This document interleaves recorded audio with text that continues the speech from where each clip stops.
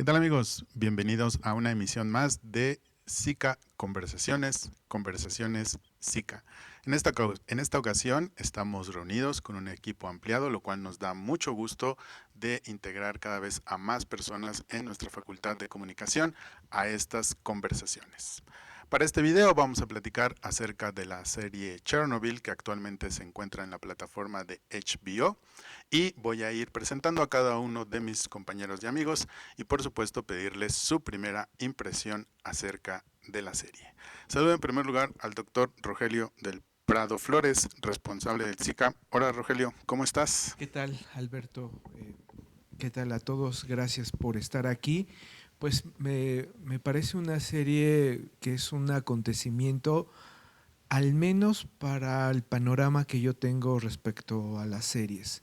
Acontecimiento porque presenta varios dilemas: el político, el científico, el tecnológico y lo humano.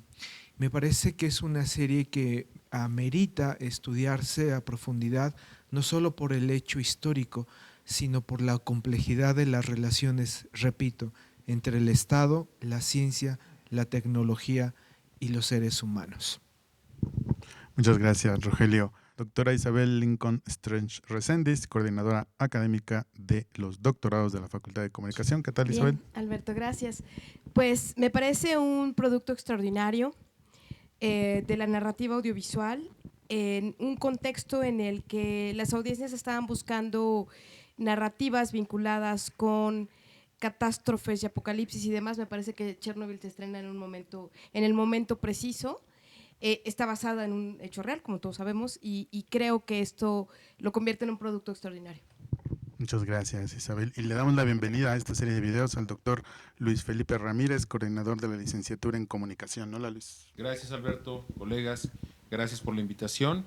Y bueno, para mí también la serie me parece extraordinaria en la producción audiovisual, pero estando nosotros en una facultad de comunicación, creo que tiene muchísimos elementos dentro de la narrativa y el guión de cómo se maneja la comunicación de manera estratégica, en este caso de manera lamentable, pero no por ello deja de ser insisto, un manejo estratégico de la comunicación antes, durante y después de lo que hoy llamamos accidente, ¿no? Pero es realmente una tragedia.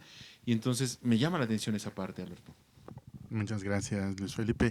También le damos la bienvenida al doctor José Luis Vázquez Luna, coordinador del área de metodologías. José Luis, ¿cómo estás? ¿Qué tal, Alberto?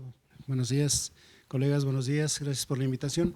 Pues este trabajo es un reflejo de una situación que se presentó de manera trágica y creo que nos permite ver desde diferentes perspectivas una misma situación que debemos analizar desde el punto de vista de la comunicación, y comunicación en diferentes ámbitos, como es el oficial, como es el personal y el de la sociedad. Entonces es un trabajo muy importante.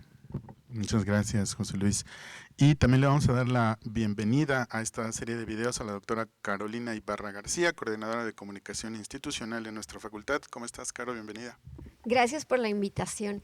A mí lo que más me llama de esta serie es que podemos evaluar la responsabilidad de la toma de decisiones, y la segunda es que creo que una serie que te hace sentir algo al finalizarla, en este caso a mí me hizo sentir indignación y enojo, y creo que eso hay que rescatarlo porque creo que ese sentimiento es el que nos puede detonar a una acción como sociedad, como individuos y en suma como sociedad. Perfecto. Y también le quiero dar la bienvenida al doctor Ricardo Prado Hurtado, quien es coordinador de la maestría en Comunicación Integral y Transformación Social. ¿Qué tal, Ricardo? ¿Cómo estás? Muy bien, Alberto. Muchas gracias, colegas, qué gusto. Sí, en efecto, sin afán de ser repetitivo, tiene una producción extraordinaria y creo que es un producto de entretenimiento que arroja luz de manera muy brillante, valga el término, sobre un momento muy oscuro. Pero más allá de este momento histórico que es trágico, a mí algo que rescato y me parece muy interesante es cómo presenta realidades políticas, presenta una institucionalidad y un uso político de la mentira, de alguna manera, algo que sigue siendo desafortunadamente al día de hoy absoluta y totalmente vigente. Muchas gracias, Ricardo. Y finalizamos esta primera ronda de sus impresiones saludando al doctor Eduardo Porta Ruiz, profesor investigador del SICA.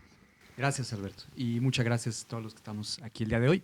Yo creo que la serie cae en un momento, o sea, la producción como tal y la emisión, la primera emisión 2019, cae en un momento muy particular, pero ahora que se van a cumplir 40 años, me parece que es todavía más relevante ese tipo de producto.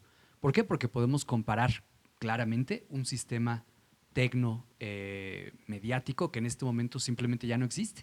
Entonces se va a volver todavía más relevante a medida que pase el tiempo y a medida que el año entrante se va haciendo esta cuestión histórica de una tragedia, o sea, esa rememoranza de esa tragedia.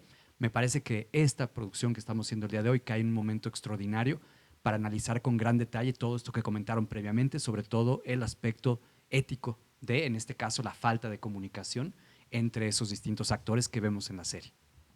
Muchas gracias, Eduardo. Y bueno, pues sí, precisamente me gustaría que empezáramos a conversar precisamente sobre ese vínculo entre la comunicación, la tecnología y el momento histórico. Si bien es cierto que podríamos recordar o no el momento histórico concreto, el año concreto, Chernobyl ha tenido una reconstrucción histórica, conceptual, en comunicación, ¿no? ¿Qué reflexiones le suscita este vínculo entre el evento histórico, la comunicación y ya algunos de los elementos que han destacado como la política, la mentira, la indignación? Adelante. Bueno, sin lugar a dudas, el suceso histórico es fundamental y tiene trascendencia hasta nuestros días, ¿no?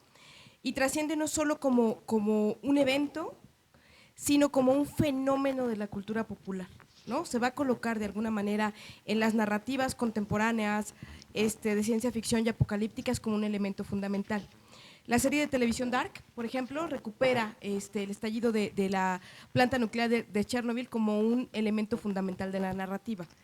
La misma serie de televisión, ¿sí? Esta serie de HBO que estamos comentando ahorita es un fenómeno cultural, popular, ¿no?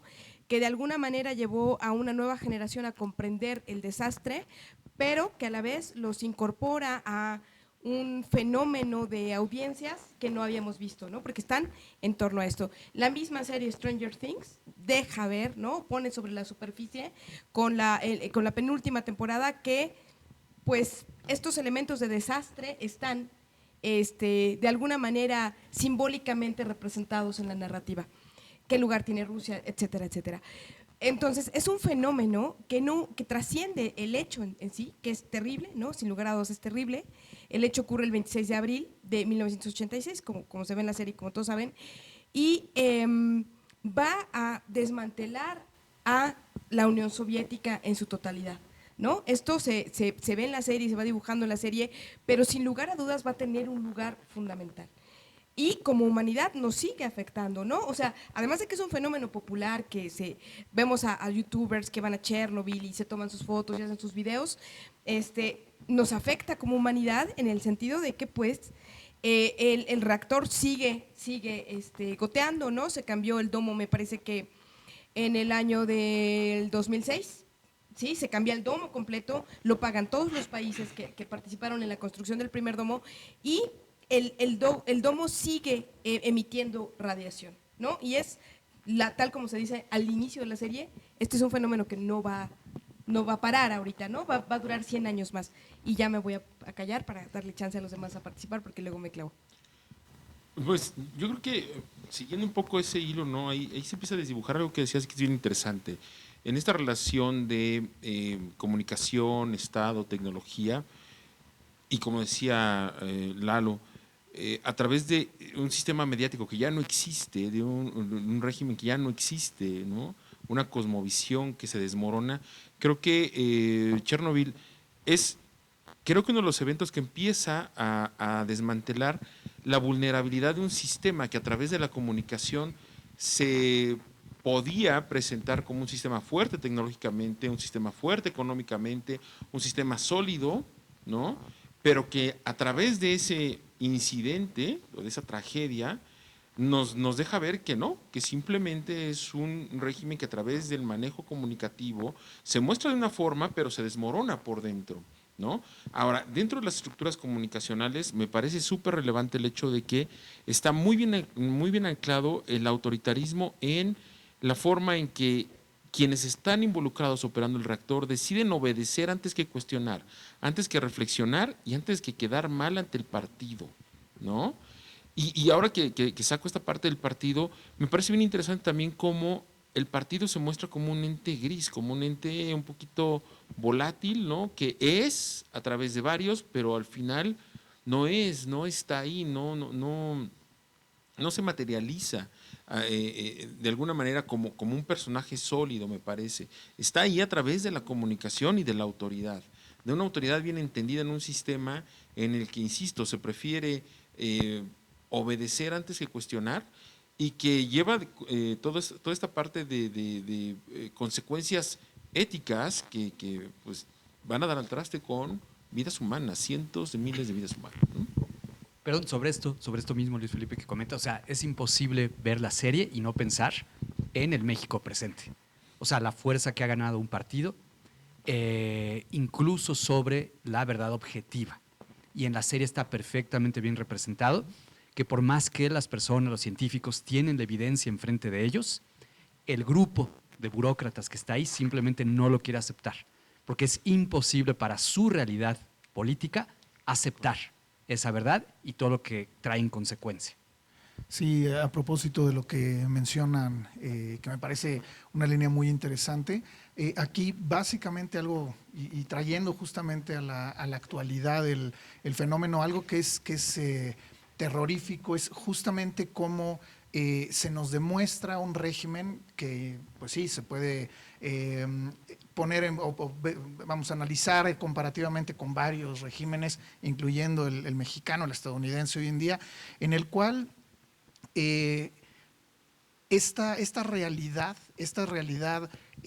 trágica, esta realidad, vamos a decirlo, radioactiva, se destapa hasta que este partido, este grupo en el poder, se da cuenta de que no tiene otra alternativa, es decir, no es algo que se maneje inclusive de una manera más o menos preventiva, es decir, aguantemos hasta el último momento para aceptar una parte de la verdad cuando sabemos que las consecuencias, y regreso al tema, políticas, más allá de las consecuencias humanas y bueno, en otros sentidos, finalmente, pues… Y eso solo, perdón Ricardo, sí. eso solo porque los suecos, 2 días después, Claro, se dan cuenta de que en su aire, en el aire de Suecia, hay unos niveles de radioactividad impresionantes. Entonces, solo por eso, la ex Unión Soviética dice, sí, creo que vale la pena que ahora sí digamos algo, pero eso fue lo único que detonó que hicieran ese cambio. Claro. Si no, quién sabe qué hubiera pasado. José Luis, ¿querías decir algo? Sí, bueno, yo el otro enfoque que quería ver en esta parte de la comunicación es la comunicación organizacional, donde se supone que los más experimentados y con mayor conocimiento eran de los turnos de la mañana y de la tarde. ¿Por qué en la noche? Y también, bueno, dentro de esta comunicación, ¿por qué se les permitió a ellos hacer estas pruebas, ¿no? Entonces yo creo que también ahí la toma de decisiones en todo el manejo de las pruebas fue algo equivocado, ¿no? Y bueno, creo que también esto, fue lo que dio inicio a la caída de la URSS, ¿no? Y nada más un segundo para tomar esa idea. Es que creo que lo que falla antes que el reactor es la comunicación. Claro. ¿No? Ahí, insisto, siendo nosotros desde una facultad de comunicación, lo que falla antes que el reactor es esta comunicación que tenía que ser efectiva en el sentido de una toma de decisiones que a lo mejor pone en evidencia lo que acabas de poner sobre la mesa, José Luis. A ver, ¿por qué los inexpertos se les asigna hacer una prueba y ellos dentro de esa falta de expertise, ¿no? Y del respeto a la jerarquía deciden preferir hacerla que detenerse y quedar mal, ¿no? Porque se evidencia, perdón doctora, porque se evidencia claramente, digo, siguiendo esta idea, la falta de, y hablando de justamente de una facultad, la falta de competencias, la falta de conocimiento y cómo se le da evidentemente preferencia a la parte política, es decir, es un grupo de personas desde la parte más, vamos, desde la cumbre de este sistema hasta la parte media, donde se ignora claramente a los expertos y se le da preferencia a los políticos absolutamente incapaces o inexpertos o ineptos en ese sentido. Es que yo creo que aquí hay una palabra que es fundamental, que creo que tú mencionaste al inicio de la conversación, que es esta historia tan oscura, ¿no? O sea, es la Unión Soviética, y a pesar de que quizás nuestra generación, ¿no? Quizás tú no, Caro, pero nuestra generación configuró en su mente la Unión Soviética como un reflejo del orden, del trabajo, etcétera, etcétera. No podemos perder de vista de que existían dinámicas corruptas, ¿no? Que es de alguna manera lo que se ve en la serie desde el principio, cuando llega el dueño de la fábrica y le dice de la planta, le dice: ¿qué le estás haciendo a mi planta? ¿No? O sea, si la planta es del Estado, ¿qué no se supone que es del pueblo? ¿No? ¿Qué lugar va a tener el pueblo? Entonces creo que la corrupción es un elemento fundamental, ¿no? Que se observa en las dinámicas laborales, ¿no? Tanto en las relaciones políticas y demás. Y regresando al comentario que hacían hace un rato Ricardo y Eduardo con respecto a la política y cómo se observa en la serie las relaciones que se dan entre los diferentes mandos políticos y cómo esto de alguna manera va a ampliar el impacto de la tragedia, no podemos perder de vista que la tragedia llega a México. México, en el sexenio de Carlos Salinas de Gortari, compra la leche radioactiva, ¿sí? Iniciando el sexenio de Carlos Salinas de Gortari, llega la leche en polvo, ¿sí? Que venía de esa leche que no pudieron vender los irlandeses porque se les había quedado proceso, saca una nota, y en México se compra y la CONASUPO se la da a los chavitos, ¿sí? Y va a tener como consecuencia casos de cáncer infantil que están relacionados con el consumo de la leche radioactiva. El mismo hermano del presidente la compra, siendo titular de la CONASUPO en ese momento. Me gustaría que, ya que analizamos esta parte como de el momento histórico, llevarnos un poquito más hacia el presente y pensar en sus efectos. Mencionaba la doctora Isabel hace un momento una situación muy interesante. Hoy Chernobyl se ha convertido en un destino turístico, en una experiencia consumible, ¿no? Y cómo podemos interpretar, cómo podemos pensar, decía hace un momento, Caro, indignación me surge al recordar esta historia, ¿no? Y ahora resulta que hay videos en YouTube donde la gente puede pagar para ir y darle la vuelta. ¿Cómo creen que ha pasado este desplazamiento de significado de para nosotros tener claro que hay una tragedia, ahora un evento de entretenimiento? ¿O qué emociones les produce esta situación? Es que aquí hay una paradoja. Habría que distinguir por un lado el hecho, el acontecimiento histórico, y por otro lado, y es la fortuna de estar en una facultad de comunicación, ver la serie como objeto, como un hecho en sí mismo. Y este hecho es lo que habría que cuestionar para nuestro tiempo. Ha dicho muy bien la doctora Carolina, la indignación. Habría que analizar ese coraje y esa indignación hasta dónde nos lleva y qué es capaz de producir en nosotros esa indignación. El hecho histórico puede hacernos tener conciencia histórica, pero el presente también implica ver si la serie como tal resulta ser solamente un momento de entretenimiento, un momento para pasar la tarde, o qué otro factor puede desatar en nosotros más allá de ser un espectáculo, un entretenimiento. Me parece que la comunicación es fundamental en su estudio porque puede presentar estas dos vertientes, acercarnos a tomar conciencia, pero por el otro lado, de manera paradójica, ser solamente un producto de consumo, de entretenimiento. Yo pensaría, doctor, que ahí la parte interesante es, indiscutiblemente es un producto de calidad en términos de una serie, ¿no? Creo que todos, habrá señalamientos seguramente, ¿no? Precisiones, pero en ese sentido no quiero poner esa categoría un poquito más abajo, pero podríamos discutirlo por ahí y vamos a estar de acuerdo la mayoría en que es un gran producto, ¿no?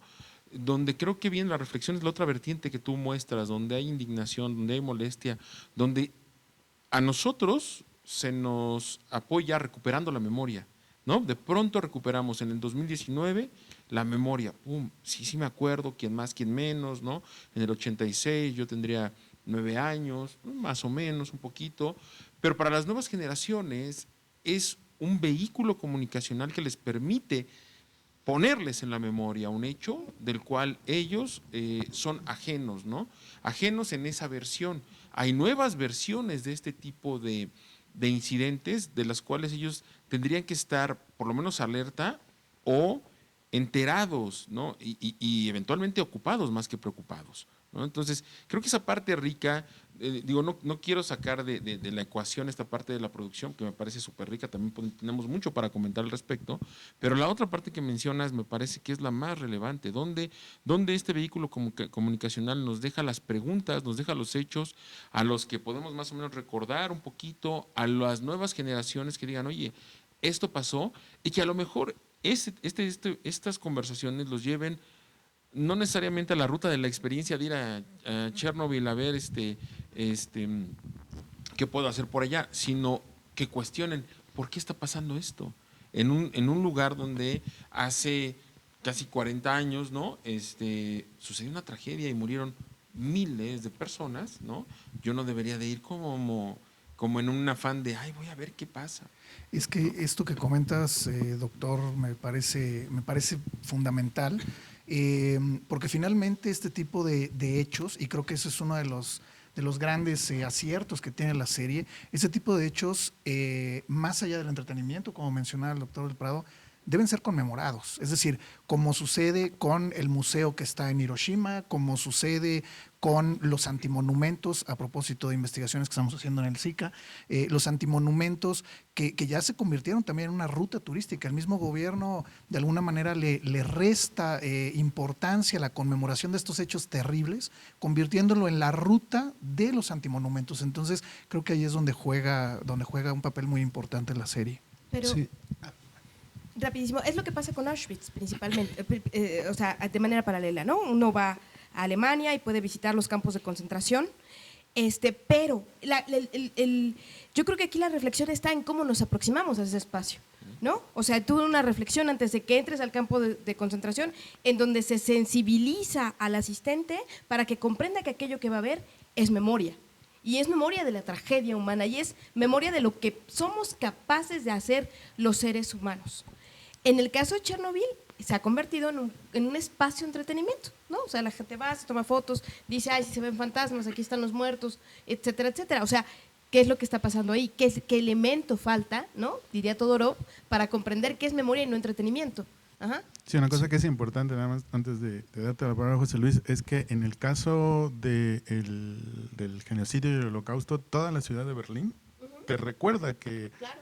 Y además te recuerda que son responsables, o sea, no es como eso, ay, pasó Y hay una hace política. Ajá, ¿no? Entonces, cuando llegas ahí, ya llegas con esa conciencia de que hubo aquí un problema, ¿no, José Luis? Sí, precisamente retomando lo que comentaba Luis Felipe y la doctora, por una parte es una pieza histórica que nos recuerda y que nos tiene vivo eso que sucedió, pero por otra parte, desde esto nos permite ver también y poder analizar el cambio de valores que la sociedad tiene en este momento, ¿no? El tomar toda esta situación de ir y tomarse la foto y publicar y hacerlo más comercial y más por un like, etcétera, que realmente hacer una conciencia. Entonces yo creo que es otro de los enfoques que se tiene que ver cómo la sociedad ha evolucionado y cómo este tipo de tragedias ya no se viven ni se piensan con la magnitud que tiene realmente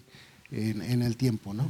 Claro, y sí, o sea, memoriales hay muchos, se entiende que la gente ahí debe tener un comportamiento distinto, pero justamente un poco trayéndolo a la realidad presente, es que ese cambio cualitativo que comenta el doctor José Luis con respecto a los valores y todo esto, está detonado en gran parte, doctor, por las tecnologías que utilizamos hoy, en la actualidad. O sea, es un elemento que hace que la gente quiera ir, que pueda difundir rápidamente lo que está pasando cuando esa persona está ahí. Una selfie, 2 selfies, lo que sea. Y entonces la gente está ahí, pero al mismo momento no está. O sea, está presente en el lugar, pero no está consciente de lo que sucedió hace 40 años. Lo único que importa es tomarse la selfie. Y eso, como comunicólogos, pues es esencialmente entender que esos entornos han cambiado. Y en gran parte esos entornos en los que estamos hoy día gratifican la velocidad rápida de estímulos que en este caso tal vez le hagan sentir bien a la persona. Pero esa persona no está ni remotamente consciente en 99% de los casos lo que sucedió ahí. Ya no se diga las consecuencias de. Y eso no tiene que ver necesariamente con la edad, tiene que ver con el entorno en el que están, con el entorno tecnológico me refiero. Pero es que no está consciente ni de lo que sucedió ni de lo que sucede. Sigue sucediendo, no en esa magnitud, porque algunas medidas se tomaron, pero hay una falta de criterio y de reflexión. Ahora, me queda también la otra parte de la moneda. ¿Quién debería estar haciendo algo, o si se debería estar haciendo algo, para evitar convertir esto en una experiencia turística, ¿no? Y reconvertirlo, resignificarlo en lo que verdaderamente es, un espacio de memoria que, como decía la doctora Lincoln, nos recuerde lo que como humanidad somos capaces de hacer por ineptitud, ¿no? Por torpeza o por ambición tecnológica. Sí, sin duda hay un vacío público de discurso, ¿no? Porque si hubiera una postura al respecto, no se permitirían ese tipo de cosas. Es que hay un vacío de autoridad, ¿no? Que finalmente es lo que establece Todorov. O sea, ¿para qué nos sirve la memoria y para qué nos van a servir los artefactos de la memoria para no olvidar? Pero no hay que hacer un abuso de la memoria, o sea, no hay que explotar la tragedia humana para obtener ganancias. Pero, o sea, finalmente vivimos, yo creo que lo que dice Eduardo sí es importante, sí vivimos en un cambio de época en la que estamos condicionados por diversas narrativas y por diversos dispositivos que nos llevan a cambiar nuestra forma de relacionarnos con los espacios. O sea, hay otro documental, creo que está en HBO, que se llama Lluvia Negra, ¿no? Que habla precisamente sobre la caída de las bombas de Hiroshima y Nagasaki y empieza con una entrevista, un trabajo pues etnográfico de alguna manera, en donde se le pregunta a los jóvenes en Hiroshima que si saben que se celebra, creo que fue el 8 de agosto, el 6 de agosto de 1945, y ellos se conmemora, perdón, no sé, ¿qué se conmemora? Y los chavos no saben que viven en una ciudad en la que cayeron 2 bombas atómicas, bueno, en una bomba atómica, ¿no? Entonces, ¿qué es lo que pasa aquí? O sea, tú puedes preguntar aquí en la comunidad, en las comunidades estudiantiles, no voy a decir nombre de universidad, pero ¿qué sucedió el 26 de abril de 1986 si no lo saben? Como no saben en qué año cayó el muro de Berlín, como no saben que el Papa Juan Pablo, por ejemplo, vivía en Polonia y que formaba parte de esta comunidad que vivía bajo, lo voy a decir así, bajo el yugo del gobierno de la Unión Soviética. Me gustaría que pasáramos a la serie y hablando como en términos al mismo tiempo de ficción, pero que tiene que ver con todo esto que han estado platicando. Creo que una de las principales virtudes que tiene la serie es la construcción de sus personajes. A pesar de que muchos de ellos tienen una acción o una actividad muy, muy puntual, cada uno de ellos puede pensarse como un héroe de alguna manera. Los bomberos, los mineros, los científicos, y sin embargo, sus acciones están en un contexto de engaño, de ocultamiento, de desinformación, ¿no? Y entonces ahí su heroísmo, ¿cómo va a quedar históricamente, ficcionalmente? Es decir, les quiero preguntar un poquito por su apego a los personajes, ¿no? O sea, ¿cuál les gustó? ¿Cuál les pareció más trágico? Claro, por ejemplo, en cuanto a los personajes, que nos decías esto de la indignación y las emociones, creo que ese es como el lazo que tiene la serie, ¿no? Que a través de los personajes te da estas emociones. Yo lo que pensaba un poco como uniendo las dos partes es la falta de visión que hay, de responsabilidad hacia el otro, que creo que es parte de los personajes. ¿Y a qué me refiero? Justo en el tema de las decisiones, como mi decisión en este caso, por ejemplo, del entretenimiento, de ir, no piensan que ir y exponerse a esta radiactividad afecta a tu familia, ¿no? Porque estás tomando la decisión de ir, ponerte en ese espacio, quedarte radioactivo y luego llevarlo a tu hogar. Es decir, tú estás tomando la decisión de afectar a tu propia familia, a tus propios amigos, a tu propia sociedad. Entonces creo que esa es un poco la falta de responsabilidad. Y en el caso de los personajes, creo que ese es en parte el heroísmo, la toma de decisión de con y sin información, exponer su propia vida y luego exponer a tus propias amigos, familiares y toda la gente que te rodea, ¿no? Esto es fundamental porque es otra conducta que se repite sistemáticamente. Es decir, podríamos decir no es equiparable, no hay, vamos a decirlo, una relación, pero si pensamos un poco en esta idea, pues de que como individuos podemos hacer lo que sea con nosotros mismos, con nuestro cuerpo, con esto, si hablamos en términos de salud pública, por ejemplo, fumar tabaco, consumir una dieta excesiva en calorías, vapear, etcétera, pues finalmente son conceptos que se justifican o se defienden desde la idea de, bueno, es mi cuerpo, yo tengo el derecho de hacerlo, pero en efecto esto que mencionas es fundamental. No se mide cómo esto afecta en primer lugar a tu familia nuclear y luego otros círculos más lejanos y se convierte finalmente en problemas de salud pública que todos pagamos, ¿no? De alguna forma. Entonces, esta visión individualista de decir, pues yo hago o dejo de hacer lo que yo quiera, pues finalmente no deja de impactar al entorno. Entonces, creo que es una reflexión muy interesante. Pero en general todos los personajes son muy destacados. O sea, son unidimensionales en su gran mayoría, sí, pero aún así son grandes actores, actrices. Hay un personaje en particular que inventa la serie, que es la científica que va recolectando, no recuerdo el nombre de la actriz. Ulloa. La actriz no me acuerdo, pero el personaje creo que se llama Ulloa. Sí, que va reconstruyendo un poco el segundo a segundo, en este caso, para tener algún tipo de documento. Y ese personaje como tal no existía y lo crean en beneficio de la comunidad científica, digamos, en honor a la comunidad científica de ese momento, de los soviéticos que estaban en contra, evidentemente, de la maquinaria en la cual estaban atrapados, Alberto, que es lo que comentas ahorita. Que realmente no, es que un poco a la distancia creo que lo podemos ver y juzgar bajo nuestras propias condiciones, pero realmente va a ser muy difícil entender lo que significaba estar en ese momento bajo ese régimen en cuestión de disidencia. Y como todo el mundo comenta, bueno, como todo el mundo sabe, en esas épocas era imposible ser una voz disidente a menos que quisieras pues básicamente salir esa misma noche del país y nunca regresar o simplemente perder toda tu vida como tal la tenías establecida o algo peor, o sea, acabar en un gulag, digamos, o en un campo de trabajo forzado a kilómetros en Siberia, o sea, esto es real. Sí, es real. Y entonces no lo podemos como comprender hoy día, pero es cuestionable, sí. O sea, que en general estaban actuando bajo un régimen autoritario, corrupto, etcétera. Es muy cuestionable, sí, pero hay que verlo en su contexto. Y ese contexto era muy complicado, creo, para la gente que lo vive. Y creo que eso sí está muy bien representado en la serie. O sea, todo el mundo está atrapado ahí en maquinarias, dentro de maquinarias, que no puede salir tan fácil. Bueno, uno de los grandes momentos de la serie es cuando la gente sale al puente a ver que estaba brillando el cielo, ¿no? Y tú dicen dices, que se ve muy no, bonito, además. salgan.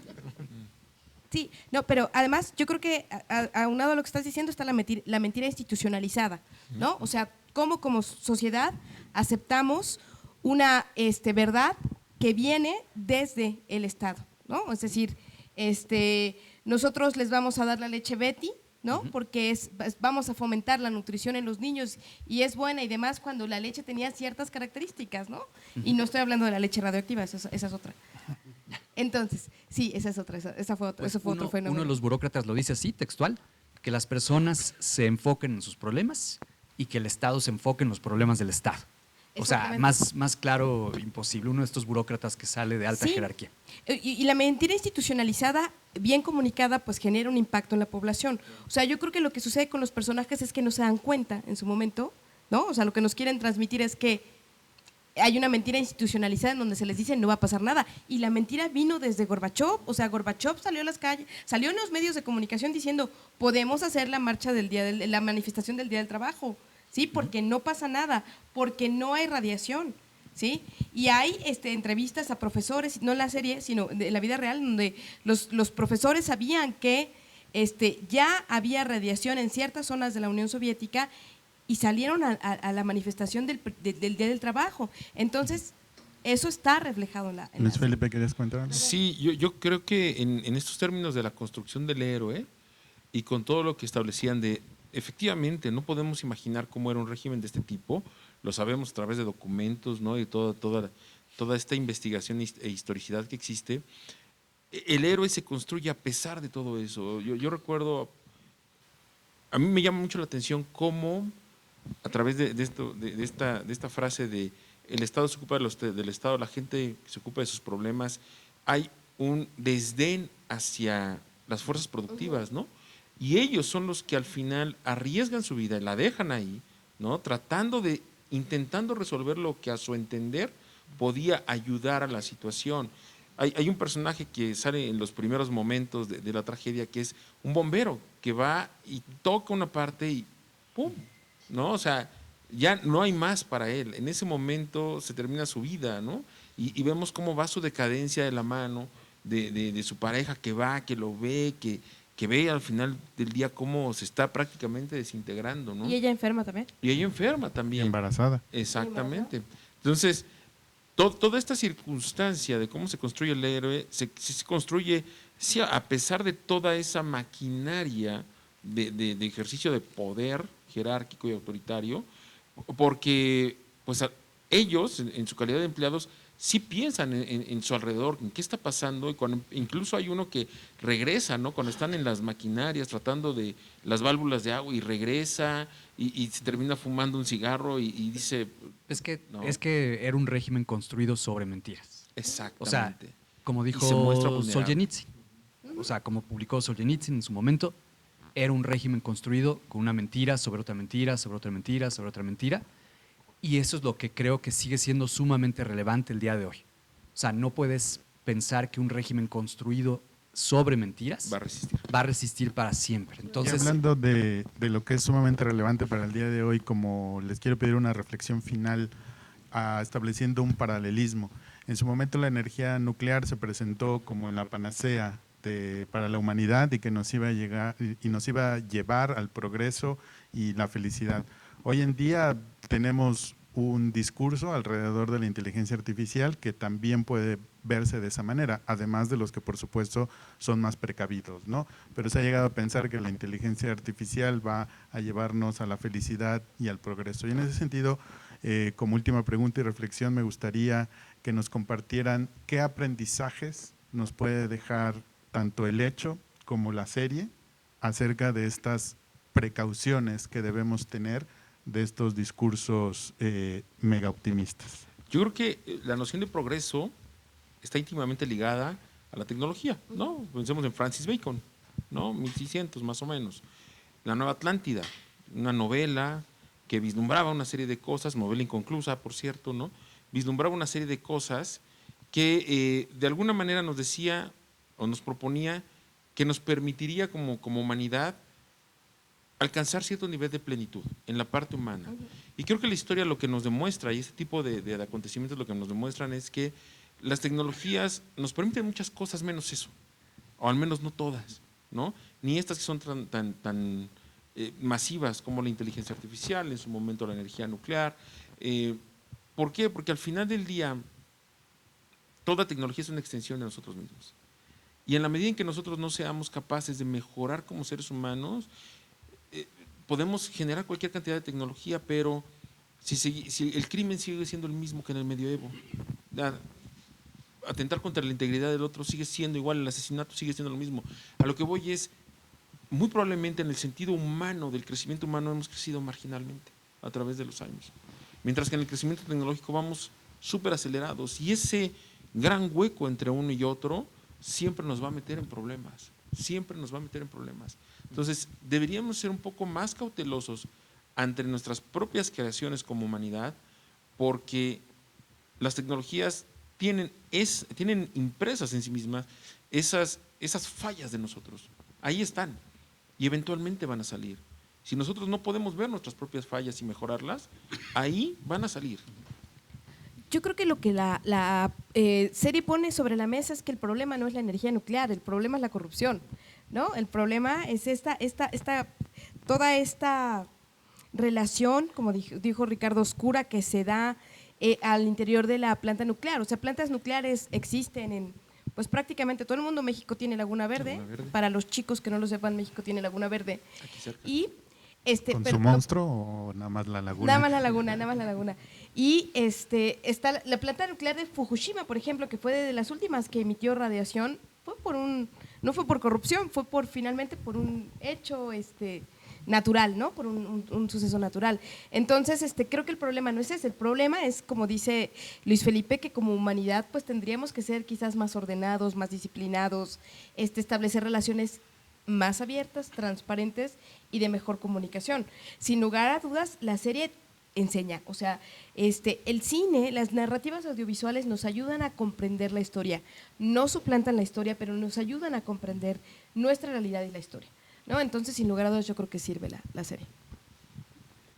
Sí, también otro hecho que hay que considerar ahí como reflexión es la cuestión intra e interpersonal, ¿no? El ingeniero, el encargado de la prueba, nos narran que tenía muchos problemas, que traía problemas ya antecedentes y demás, y que todo esto lo llevó a actuar de cierta forma, ¿no? Entonces también este bienestar emocional que se requiere en el personal cuando se está trabajando, creo que es algo de considerar también y de tomar en cuenta.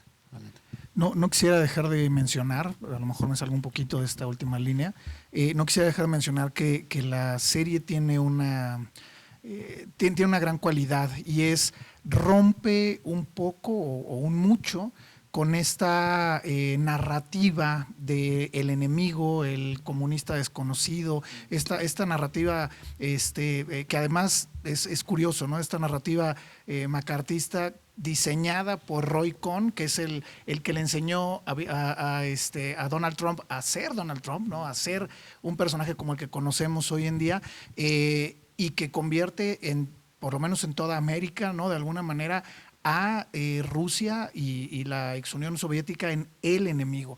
Y me parece que aquí dignificar a todos los diferentes personajes y héroes y humanizarlos, me parece que rompe con esta narrativa que además nos llevó, por lo menos a los que somos de la edad, otra vez dejando fuera a la doctora Carolina, nos enseñó también de alguna manera o nos adoctrinaron esta idea de que en cualquier momento había un ataque nuclear, ¿no? Y que inspiró en los 80s, 90s tantas películas, tantas series, no digo previas a Chernobyl, con otro tipo pues sí, otro tipo de concepto, pero que finalmente, bueno, me parece que dignifican a un grupo muy importante de la población, diciéndonos, probablemente a lo mejor lo estoy reduciendo, el problema es el poder, el problema es la estructura de poder, no la persona de a pie, no vamos a decirlo, el ruso, el ucraniano, etcétera, de a pie, ¿no? Entonces cerraría con eso. Gracias. Caro, ¿alguna idea final, reflexión final? Yo creo, de acuerdo a la pregunta que nos hacías de esta parte de la inteligencia artificial en paralelo, siempre diría que hay que proteger lo humano, ¿no? Porque lo demás es una herramienta para la persona. Lo segundo, yo me quedaría con esta parte de la serie donde le dice el operador que no lo va a hacer porque está mal, ¿no? Pero la idea política de ese momento lo obliga a invalidar su propia emoción y su propia decisión ética, y entonces se desata todo lo demás, ¿no? Y lo tercero sería el agradecimiento como humanidad y como sociedad, que luego se nos olvida. Es decir, creo que no hay que perder de vista que si esto no se hubiera a lo mejor contenido y demás, a pesar de la leche, también hubiéramos tenido nosotras consecuencias, y que seguro las tenemos, ¿no? Y todas estas personas que dieron su vida, pues no dejar de agradecer ese sacrificio que hicieron por nosotros como humanidad.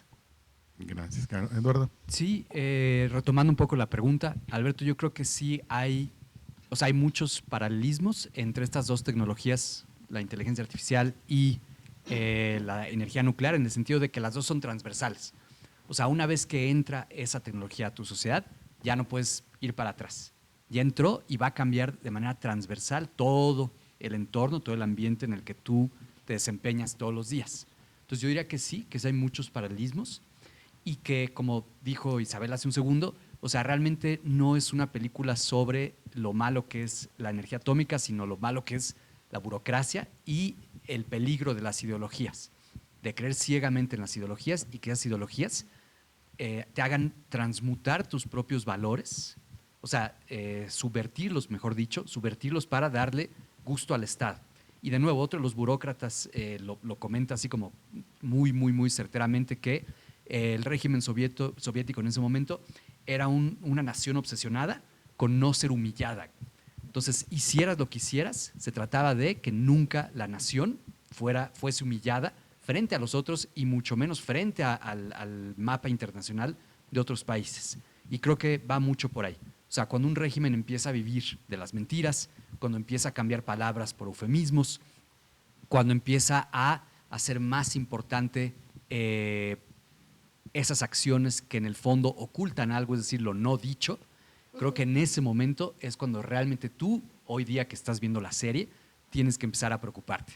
Y creo que en ese sentido te deja un gran mensaje de que, mira, o sea, parecería que la Unión Soviética jamás en la vida iba a caer y mira lo que pasó. O sea, nadie en su momento, nadie, ningún experto lo creyó que iba a pasar eso. Y con 3 o 4 acciones muy precisas, incluyendo lo que pasó en Chernobyl, sucedió lo inevitable. Igual que cualquier otro régimen que está construido sobre esos fundamentos tan endebles. Rogelio, cerramos contigo, por favor. Sí, Gracias. a mí esta serie me gusta voy a traer a colación un concepto de Luis Felipe, de ética cuántica. Creo que la planta nuclear como una hidroeléctrica crea una nueva realidad. Y yo creo que que la comunicación y esta serie no es un puente entre mi presente y el pasado. No es un medio, es una realidad.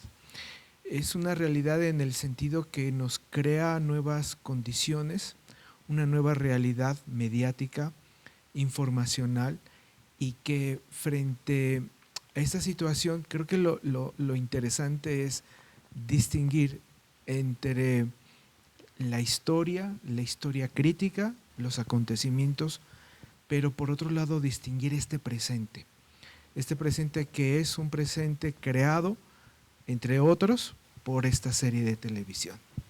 Gracias. Pues es así como hemos llegado al final de este episodio de SICA Conversaciones SICA. Le agradezco a mis compañeros, amigos y colegas por sus reflexiones y por supuesto también les agradecemos a ustedes por habernos acompañado en este video. Mi nombre es Alberto Ruiz Méndez y nos vemos en la siguiente SICA Conversaciones SICA. Hasta pronto.